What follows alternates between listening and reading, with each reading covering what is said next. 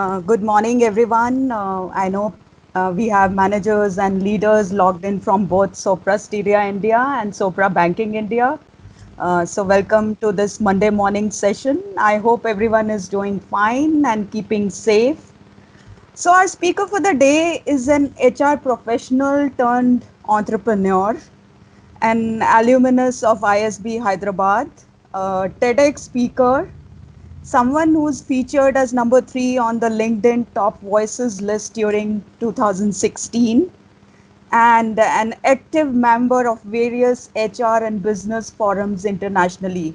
Well, that's not all. She is someone who's quit her comfortable corporate job in Spain to shift to a new country and setting up a business here in India and making it into the success that it is today. I'm delighted to welcome Esther Martinez for our leader talk today. Esther is the CEO and editor in chief of People Matters. This is India's leading knowledge and media technology platform in the HR space. She has worked with a host of blue chip companies in different countries within Europe, UK, and India. And some of the conferences hosted by People Matters have become the most sought after events to share best practices in talent and technology space. To name a few, Tech HR conference, from the big halls of a Gurgaon hotel. This was brought 100% online this year, and what a roaring success it was. Are you in the list awards? Total Rewards and Wellness Conclave, Talent Analytics Conference, Talent Acquisition and Acquisition Annual Conference.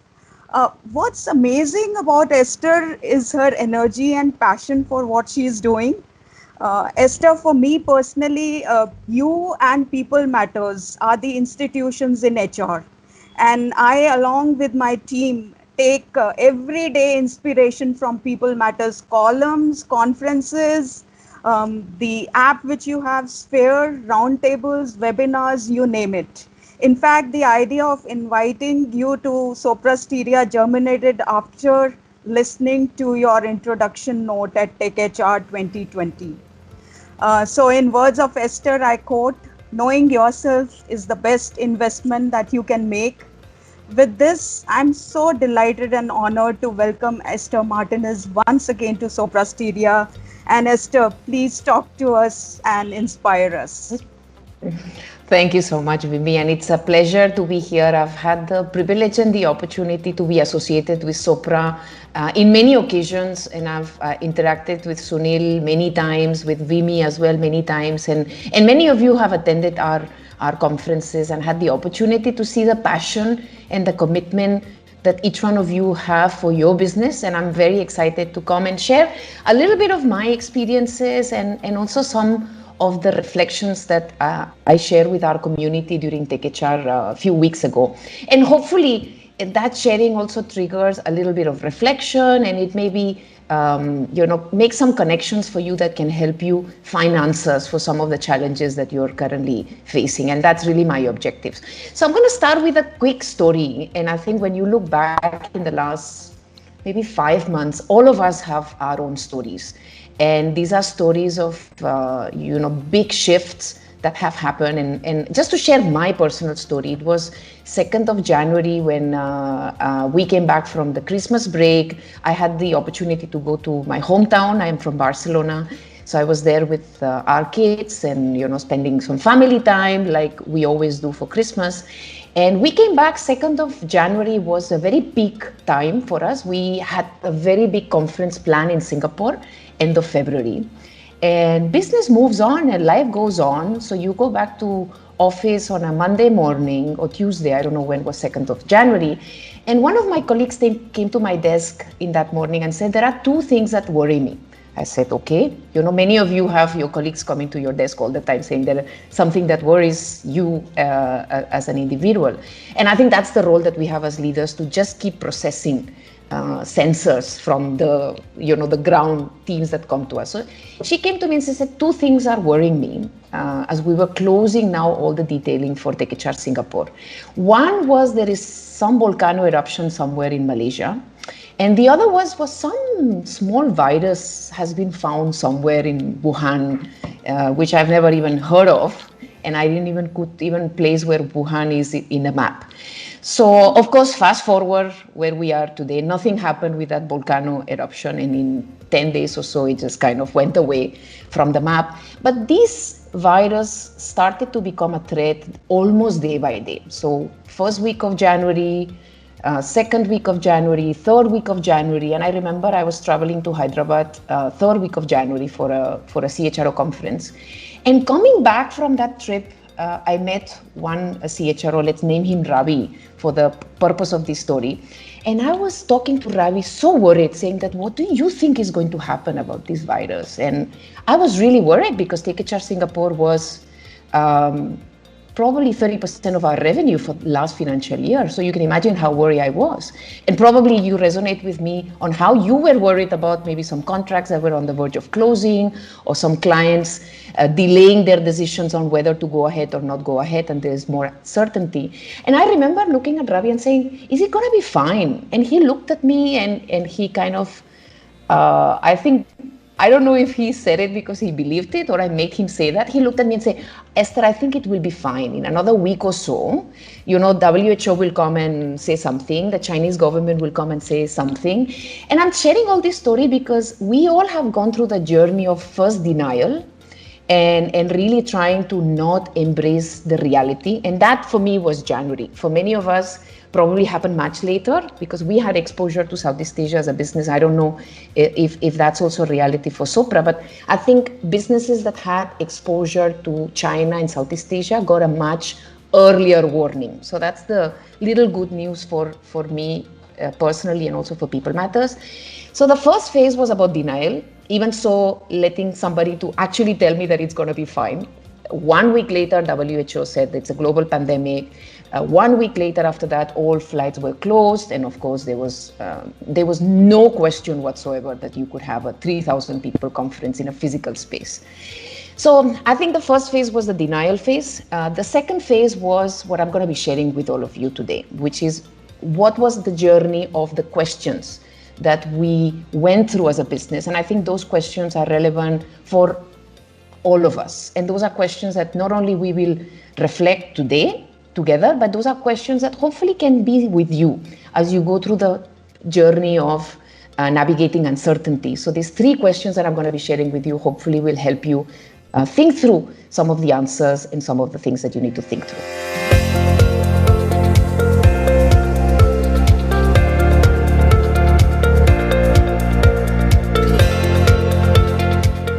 All right, so these are the three questions we're going to be covering today. The first question is about the inevitable trends that are impacting us.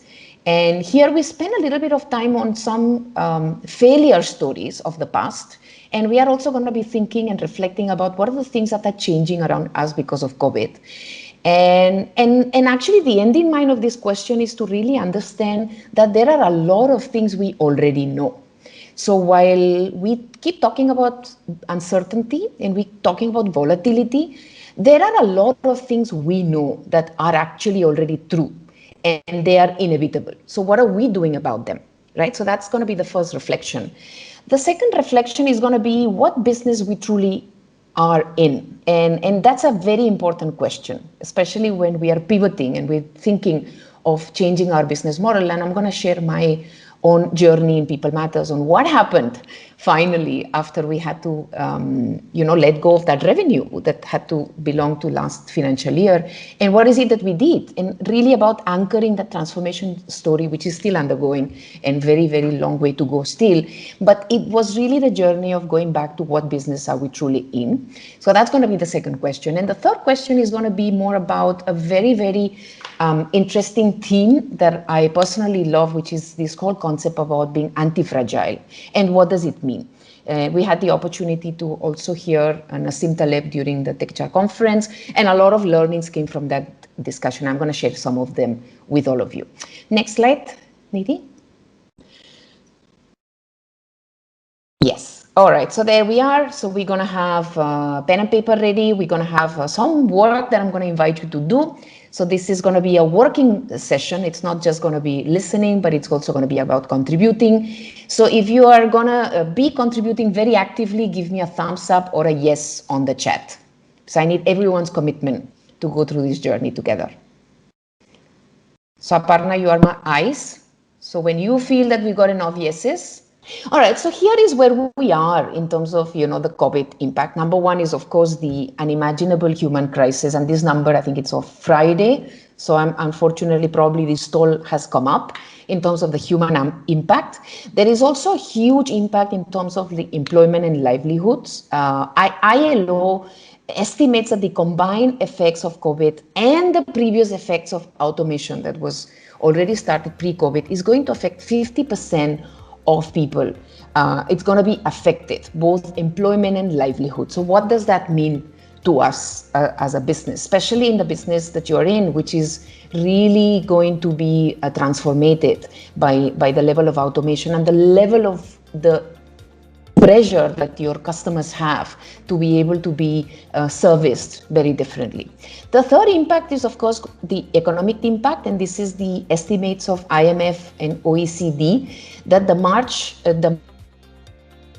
2021, sorry, there's a typo here, March 2021, we will be where we were in 2019. And these are, in my view, optimistic impact outlook. Next slide. Little faster. Thank you so much. Okay, so these are some of the questions that I want to invite you to reflect on. Our consumers have completely changed the way they want to be serviced. So what does that mean to an organization like Sopra? What does that mean? Or every one of your customers is now trying to service their customers digitally, right? So that's a big shift and has happened across industries. The interactions from B2B and B2C have now moved away from traditional channels. And I'm remembering having a conversation with the BMW CEO for Asia Pacific. And he was saying, customers don't want to come to showrooms anymore. So how are we serving them? And how are we making test drives available to our customers? Is all through digitally booking and getting that car delivered and making sure that the car is safe and so on and so forth. So every industry is changing the way that they're interacting with their customers. So where are the opportunities for organizations like yourself? Third is even industries that traditionally had been hampered technology adoption because of compliance, regulation, and so on and so forth. Again, that's over because I think the mindset has shifted. The legislation is also shifting. And now more and more industries are looking at digital as the channels to engage with the customers. And finally, and I think very importantly and relevant for you as an industry as well, is this whole working from home experiment that we've all had to go through has brought a lot of silver lining, because many organizations have also realized that maybe I don't need to have a delivery structure that requires physical space. Maybe I can service my customers from a distributed environment, and I'm able to then get access to talent pools that I didn't have before, or get access to a much more inclusive way of looking at my talent pipeline, because now that opens up new possibilities of how to access talent. So these are some of the reflections. I think I'm inviting you on this slide to really think about what are the things that are already inevitable trends that are going to happen. Now let's look at some reflections from the past, and here with a caveat of, it's always easy to look back and say, oh, this was so obvious, and it's not so easy to look forward. So please, with your permission, I'm going to share 2 failure stories. And with no intent whatsoever to criticize their management or leadership teams. It's just as a matter of academic reference for our reflection.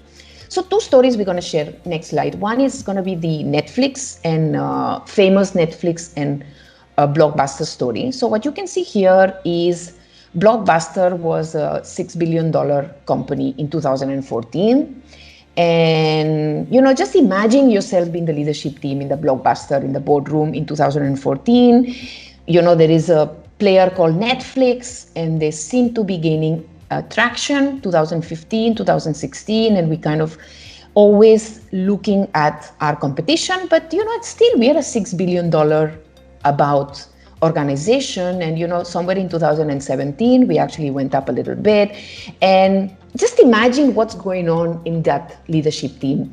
2009, immediately you see the fall, and then that's it. Filing for bankruptcy, and it looks like it happened overnight. Now, what's interesting is in the next slide, what you can see is some of the things that probably the financial numbers don't show. Next slide, maybe. So what the financial numbers don't show is, again, things that were already being seen from 2005. You could see how Netflix viewership was already overtaking Blockbuster. And that viewership was not necessarily showing in their financials, but it was a very strong indication that there was a shift in the consumer way of consuming entertainment. And I think if probably you were to go back and look at that data, it was pretty much inevitable that the consumers will actually shift, and that consumer shift will actually create an impact in terms of the financials. Second example, again, very famous example on Kotak. Here we have Kotak share price from 2002, 2008 ending big crash until actually it took them 3 years to go bankrupt. Now, go to the next slide and start seeing how, again, there were some trends that were inevitable. Early 2000, the decline of analog photos was already such a huge dip. And again, it only showed much later in the financials, but you could see that these were some of the things that were inevitable. What has happened with COVID is that what took 3 years to show in the Netflix case, what took 4 or 5 years to show in the Kotak case has actually happened overnight because of Kotak. So there have been, I think, over 20 to 30 bankruptcies filing of very, very large organizations in the US during COVID. The reason is that the period of impact of these trends into your business is a lot shorter. So we don't have 3 years any longer. We don't have 5 years any longer to be able to change our business models. We truly have to really get census on what's happening at our industry, and whatever we know it's inevitable, and many of us know it's inevitable, we really need to act on it, because we don't have the 3 years that Kotak had, or that 4 or 5 years that Netflix had. We don't have that time. We probably are really looking at the horizon of time of 6 months to 9 months to 12 months, which is really what a cash flow situation can allows us to stay afloat. Let's go to the next question. Yes, so let's move to the second question, which is what business are we in? So all these three questions really intersect with each other. I think when you're thinking about the inevitable trends that are impacting your business, and we discussed some of them, we also think about what is the consequence of those trends in the way we deliver business to our customers, and what is it that we need to do about it. Before we move into action, I think we need to take a step back and really reflect what business we are in. And here I'm going to share the story of what happened after we had to actually cancel our Singapore conference, because it was end of January. So going back to the story, it was end of January when we had to postpone our conference. Just go back for a minute before we move into this slide. Now, that question about what business we are in was very important, because if we have to reflect on what business was People Matters in, we were not in the business of events and conferences. We were not in the business of organizing Tech HR in Leela or organizing Tech HR in Marina Bay Sands in Singapore. We were in the business of getting leaders from the professional community together to find answers for the most pressing problems that they were facing at that moment. So if you define your business as an events business, then your business is over for the year, because you can't do events. But if you define your business as we are in the business of bringing leaders together to architect and curate experiences to help them find answers to the most pressing problems, suddenly the fact that you can't do physical events is not a constraint anymore. It's actually in many ways an opportunity. So this is a very, very important question that I invite you to think about. What business you're truly in? Because that will determine your ability to pivot, your ability to really adapt to what your customers need, and to really be in the frame of mind to see the silver lining. So let's go to the next slide, and I'll define what is anti-fragile for you. So this anti-fragile as a context came from Nassim Taleb definition, which is really about what is fragile. Everyone knows what's fragile. So fragile means that something, when you put pressure on it, it breaks. So let's say, what do I have fragile here? So this is fragile, right? This is glass. So if you put pressure on these, it breaks, right? Something which is robust, maybe, what's robust? This may be robust. Now, if you put a lot of pressure to this, also it will break, right? So robust is not the opposite of fragile. So Nassim said that there is no word for it, so he created his own word, which is anti-fragile. Anti-fragile means that when you put pressure on it, it actually becomes stronger. When you put that, for example, a muscle, when you put pressure on a muscle by doing weights, your muscles actually become stronger. So by adding stressors or by adding pressure, that substance becomes stronger, which is really what anti-fragile is all about. Now let's go to the previous slide. Information here is quite poor. Thank you. Thanks, Aparna. So let's go to the next slide. So these are all great manifestations of leaders who take charge, leaders who are able to think clearly because they keep the calm, they're optimistic, they try to be there at the green. So leaders who are able to thrive are leaders who keep themselves in the green zone.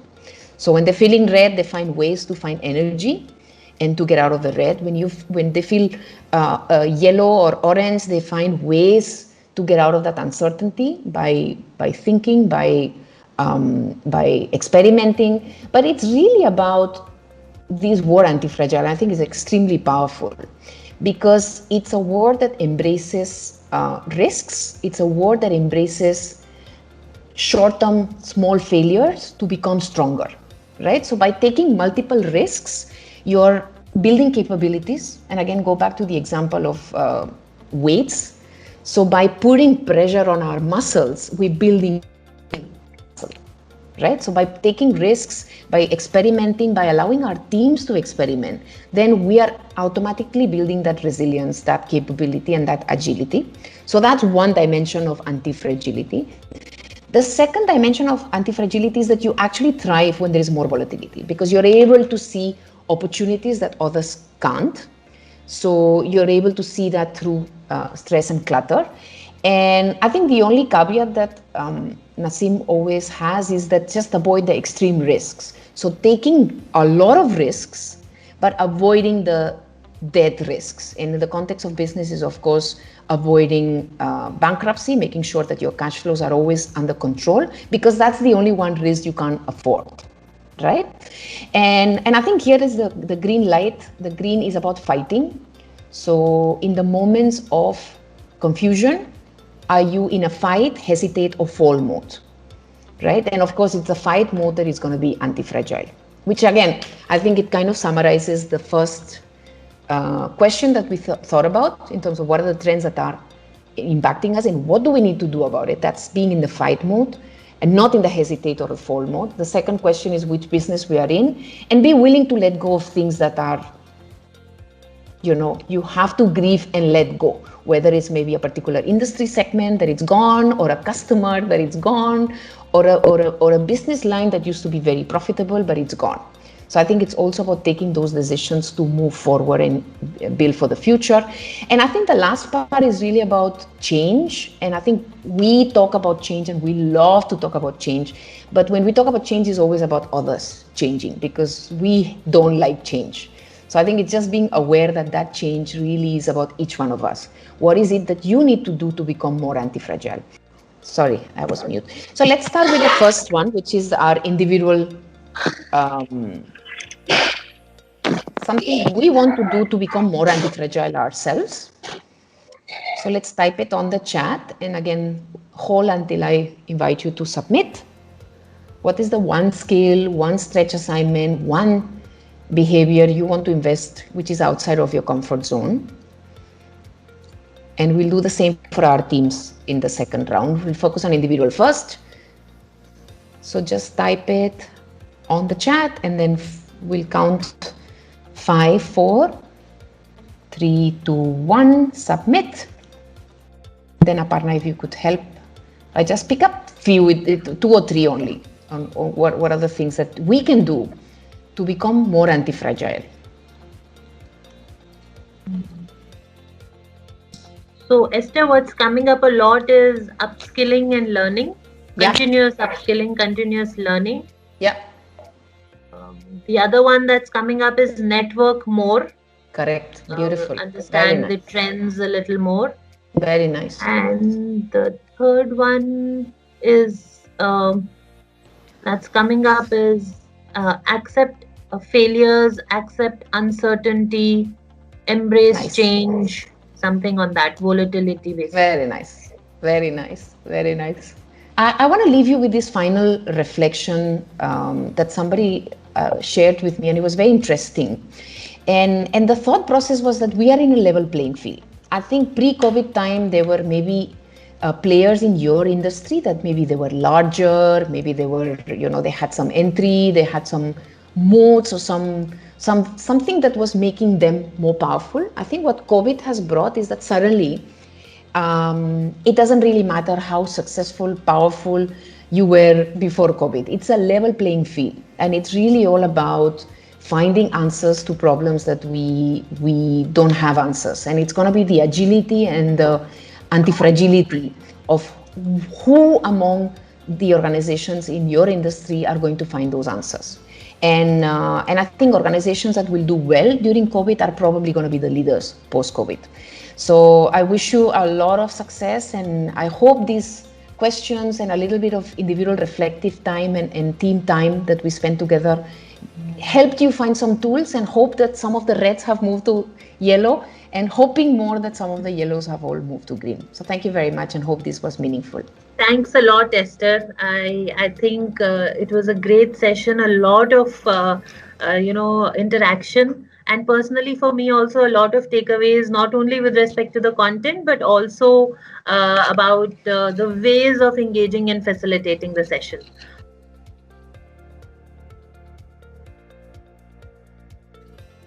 Sure. The first question that I have for you, Esther, is from Nitin. Nitin wants to ask, is volatility a propellant for growth? Can forecasting be done accurately or with some precision in a VUCA environment? So I'm not an expert on forecasting. I can only probably share what we learned from Nasim's session.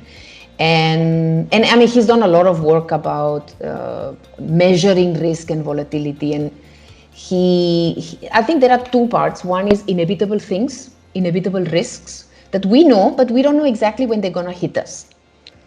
So there is certainty in terms of the impact, but there is uncertainty in terms of when will that happen, right?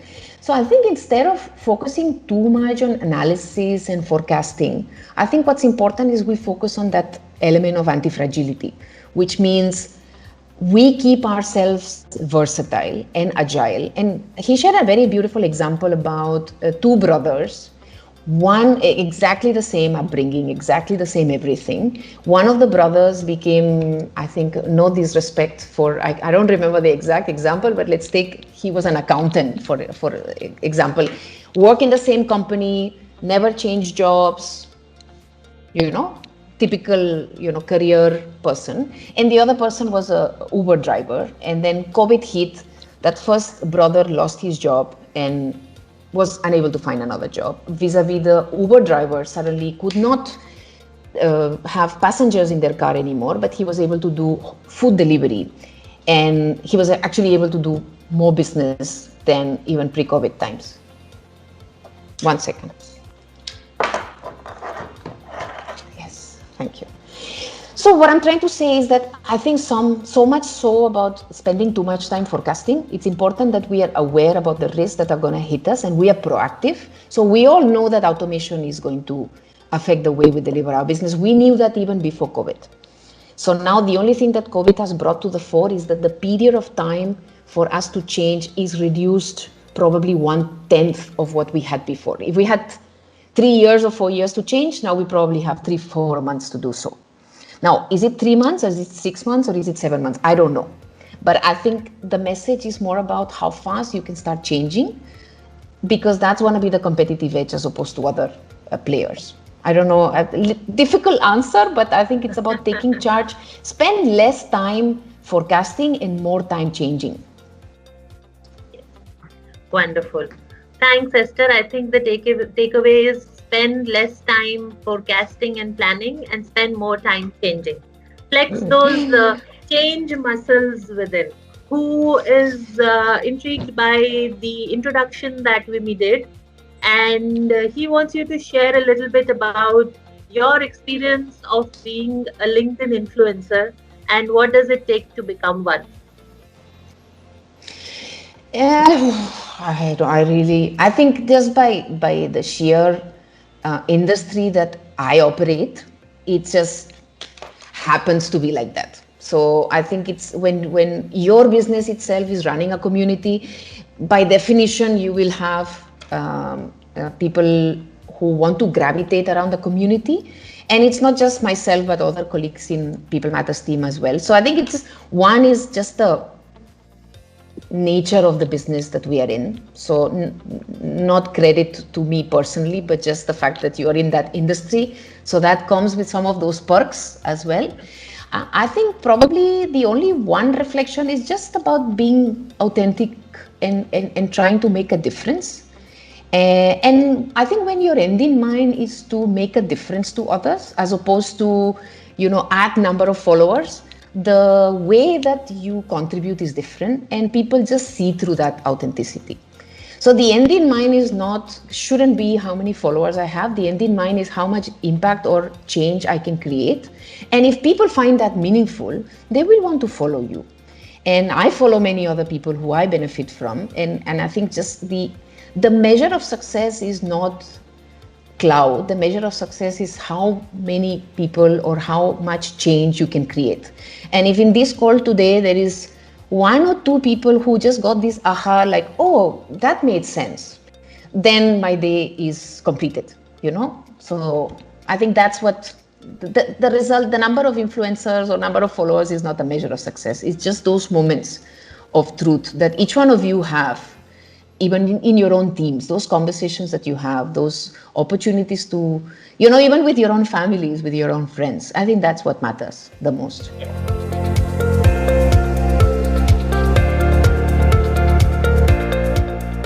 Thank you, Aparna. Thank you, Vimy. And thank you, Esther, for this wonderful session. I mean, the person has already summed up by saying that Monday blues, it's not Monday blues, something else. And I can tell you for sure, you said about impacting one or two people. I can definitely tell you there are many, many more who would have really got impacted this morning, because for myself, I mean, there has been so much of learning in this last 1.5 hours. I think you've also helped us as an organization, because the chat storms which you have made us do. I mean, I suddenly realized that there are 300 people contributing their ideas. Obviously, it was a tough job for Aparna to collate it and give it back in a minute, but definitely that's a wealth of information I think we've gathered for today. And I can promise you we're definitely going to use it, because I'm sure there is so much of value in terms of that collective thought process which has come in. So, and as Aparna also said, for her also, it's learning in terms of how to conduct some of these sessions. I think it's been really, really amazing. I was talking to some leaders this morning, and I told them that you should definitely attend this session, and in case even if you have to give up some meeting, I'm sure they attended it and they have not repented it, because learning about anti-fragility, yes, it's a very, very different topic. I did attend the session when it was being there at the People Matters Tech HR event. But I think having again listening to you on this has again given some more thoughts. And I think we'll also have to build that in us, not only as an organization, but first as an individual. Because I think first as an individual, then as an organization. And I think organizations who have been there for long, I mean, Sopra is almost a 53-year-old organization. The founder is still there, he's 84, he still comes to office at 8 in the morning. So I think I can say definitely, yes, he's been resilient, but yes, I think that anti-fragile aspect we have to see whether we've been there or not. But really, really some great thoughts. Again, I always used to think about exponential growth, but I never thought about exponential decline. And when you showed the Netflix, Blockbuster and Kodak, suddenly it really struck that yes, how things can come down at such a fast pace. Obviously, I had also read this book a couple of months back, Blitzscaling, which I think also shows that how, at the back end, you're completely disorganized, but on the front, doing, and that's completely a very different thought than what we've always thought about, that yes, give up efficiency for growth. Now, this is not something which, when I was an entrepreneur, I learned that, but these are thought process thinking which is completely different from what we've learned so far and how we get adapted to it. I mean, there's so many things which you spoke about. In fact, your own story about, coming from Spain and doing business in India, which is all about chaos, which is all about ambiguity, which is all about complexity. So I think you are already kind of tuned up to handle the VUCA aspect. And maybe that's the reason why the speed at which you People Matters really bounced back. I mean, obviously there is a lot more journey to go through, but I think I have seen that change. In fact, I was in this webinar session which you conducted last week on where you're going to launch this remote working for managers, which is I think a 4-week session, and 1 week before and 1 week later.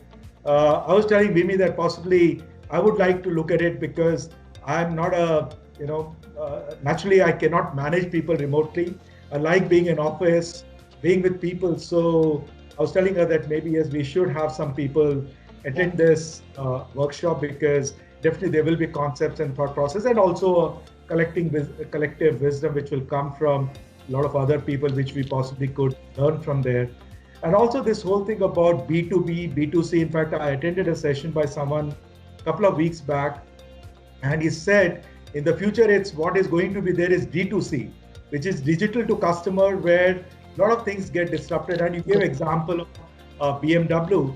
I think tomorrow you'll think that whether you really require the dealers in between or not. I mean, that's what unfortunately or fortunately our PM has also done, where he wants to remove all these middlemen for reaching the produce from farmers to direct in customers. Correct. And that definitely gives a very, very different thinking, which is digital to customer directly. So, I mean, there is also, I think the check-in model which you spoke, I mean, at the beginning itself, again, something which I was talking to a friend of mine day for yesterday. He works for Fannie Mae in US, and he was saying that how does he practice that with his 5 or 6 reportees on a daily basis, but his manager doesn't practice with him. Though I know this is something which has existed for long, but I've never done it with my team. Possibly again a new thing to learn. So lots of takeaways from today's session, and I know it will not be easy to practice them immediately, but I think what's important is, as you said, building up muscles. It's not a one-day job. It takes you weeks and months and discipline around it. And I think that's what we all, today we have almost 350 people on the call, which I think each of them will have to possibly get themselves into it. And also as an organization, we have to also give up some of our old ways of working, old thoughts, etc. A great session. Thank you for taking out this morning, Monday morning. I mean, I know it's very something which is chaos with a lot of things on your plate, but you agreed for coming and addressing our team. We can definitely tell you that yes, people have learned a lot, and I'm sure many of them. You also mentioned about the cohorts, about the different, and Vimy mentioned about how she has been using the People Matter sphere. I can tell you for sure. Earlier, I used to have this magazine in my carry bag every time, but obviously now I don't carry the magazine. But every day in the morning when we have those 15, 16 articles which come as a mailer, I at least read 2 or 3 of them every day. Thank you. Just to mention, I think the only article I have written so far in my life has been for People Matter some 12 years back. So that's the first and last. There you are. That was on HR automation.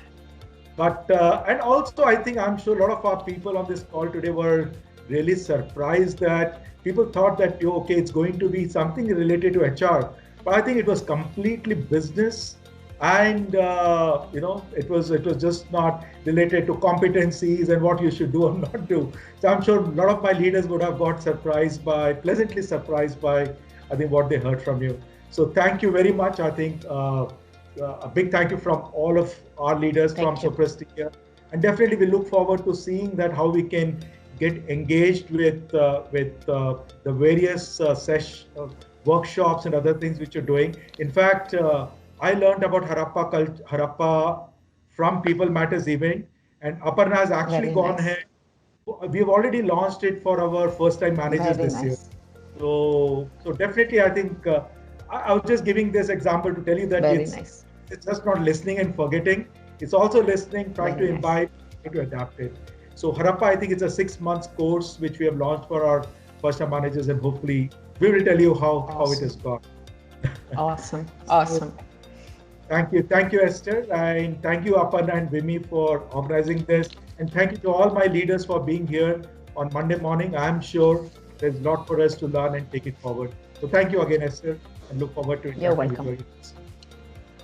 Thank you so much. Thank you, Esther, for inspiring us. Thank you so much. While just one request, Aparna and Vimy, if all of us can unmute ourselves and give a loud round of clap for Esther. If we give her this virtual experience in the real world. Yeah, and we can come online on video. Yes, whoever can, please come on video. Let's come on video if possible. I've never had a digital club before. It's really nice.